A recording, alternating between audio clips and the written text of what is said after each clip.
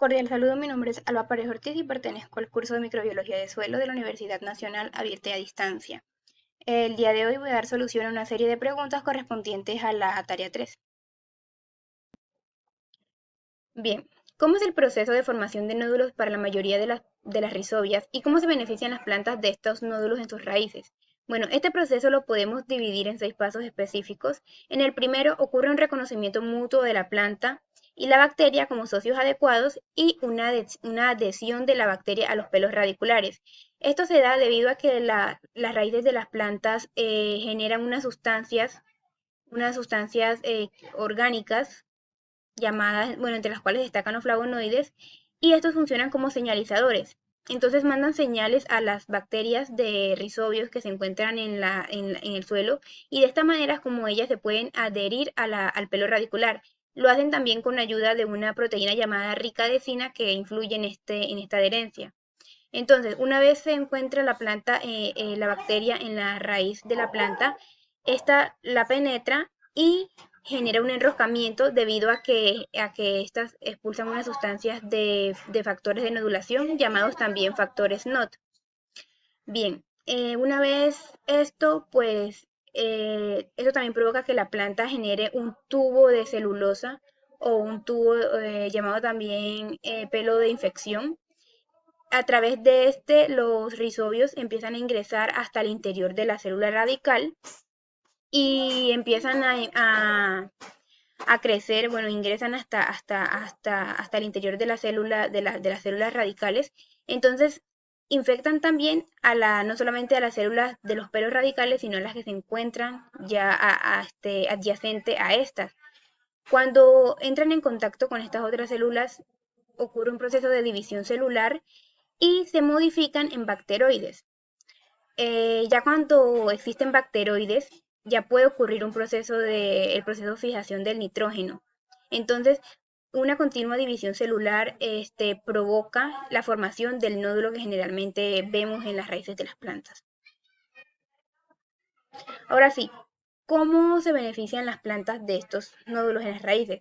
Pues el beneficio que ellas obtienen de estos nódulos es mucho, principalmente, como acabé de mencionar, gracias a la formación de estos nódulos se generan los bacteroides y estos bacteroides influyen mucho para la fijación biológica del nitrógeno, un elemento que es muy importante para el crecimiento de la planta.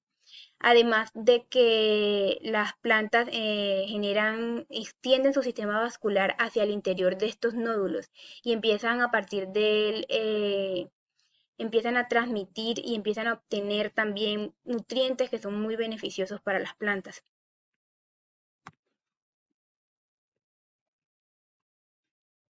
Bueno, teniendo en cuenta la simbiosis ribocio-leguminosa, explique gráficamente cómo se forma el simbiosoma y diga cuál es la importancia de este.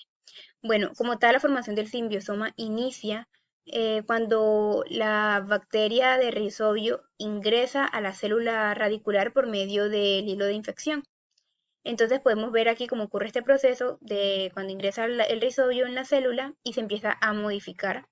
La empieza a modificar a través de división, por medio de la división celular. Podemos ver aquí cómo ocurre y cómo se forma finalmente el bacteroide. ¿Qué sucede? Bueno, el bacteroide contiene unas características, una célula que es deforme y es abultada y ramificada. Entonces, una vez se forma el bacteroide, entonces sigue modificando, sigue dividiéndose y va a ocurrir que va a existir una microcolonia de estas nuevas bacterias. Entonces, esta microcolonia se va a rodear por una membrana citoplasmática vegetal y así es como se forma el simbiosoma. Entonces podemos observar aquí en esta imagen cómo una microcolonia de bacteroides quedan rodeadas por una membrana citoplasmática formando así el simbiosoma.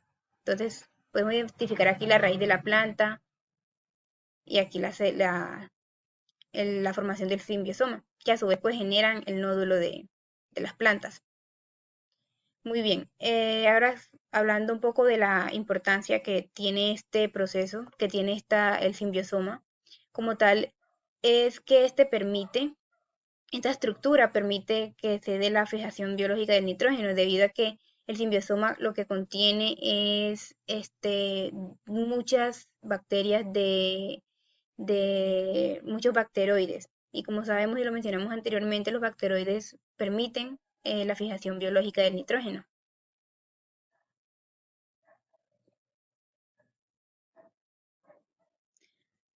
Bueno, ¿cuáles son las diferencias y las semejanzas más importantes entre rizobias y franquia? Bien, ¿cuáles son las diferencias y semejanzas más importantes entre las rizobias y las franquias? Bueno, aquí podemos observar una imagen de los tipos de nódulos que provocan estas bacterias en las plantas. Muy bien, entre las diferencias pues tenemos, bueno, la principal diferencia que hay en ellas es que en el caso de los rizobios solamente realizan funciones simbióticas con plantas leguminosas y lo realizan con un número muy pequeño de especies, mientras que la franquia realiza simbiosis con un mayor número de hospederos. Otra diferencia importante entre estas dos es que en el caso de la franquia, una sola cepa de esta es suficiente para nodular diferentes especies de plantas, a diferencia de los rizobios. Entre las semejanzas que podemos observar en ellas, la principal es que permiten el proceso de fijación de nitrógeno. Las dos son capaces de fijar el nitrógeno en las plantas. Y además, las dos promueven el crecimiento y desarrollo de las plantas. Bueno, muchas gracias. Esto ha sido todo.